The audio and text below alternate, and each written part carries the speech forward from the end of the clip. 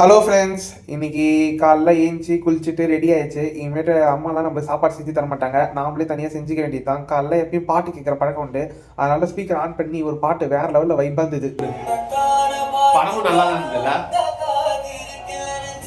இந்த பாட்டு யாராருக்கெல்லாம் பிடிக்கும்னு சொல்லிட்டு கமெண்ட்ல சொல்லுங்க. காலைல என்ன சாப்பாடுன்னு பார்த்தீங்கன்னா, சாதம் வடிக்கிறது மட்டும் தான் என் வேலை. அதுலயும் எவ்வளோ தண்ணி ஊத்தணும் அதெல்லாம் நம்மளுக்கு சுத்தமா தெரியல. ஏதோ ஓரளவுக்கு அம்மா சொன்ன வச்சு ஃபோன்ல கேட்டு அத வச்சு போட்டேன். காலைல சாப்பாடும் நல்லா பெர்ஃபெக்ட்டா வந்துச்சு. இங்க மீன் குழம்பு வச்சிருந்தாங்க. அத கொஞ்சம் சூடு பண்ணி காலைல ஊத்தி சாப்பிட்டேன். டேஸ்ட் வேற லெவல்ல இருந்தது.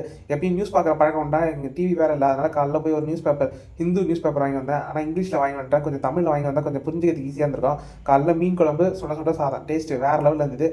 க கம்பெனிக்கும் போயாச்சு. கம்பெனியில நெறைய ஒர்க்லாம் இருந்தது. இன்னைக்கு மேம் வந்து இன்னைக்கு அதாவது விரதமா, அதனால பாண்லேல போய் ஒரு பால் பாக்கெட் வாங்கிட்டு வாடா அப்படின்னு சொல்லிட்டு என்ன அனுப்புனாங்க. பால் பாக்கெட் வாங்கிட்டு வந்தோம். எல்லாருக்குமே காஃபி போட்டோம். டேஸ்ட் வேற லெவல்ல இருந்தது. எப்பயும் நான் கப்பே கழுவவே மாட்டேன். அம்மா தான் வீட்ல வந்து கப்பு கழுவுவாங்க. இனிமேட்டு நான் தான் கப்பு கழுவணும். டீ பிரேக் வந்து டீ குடுத்தாங்க.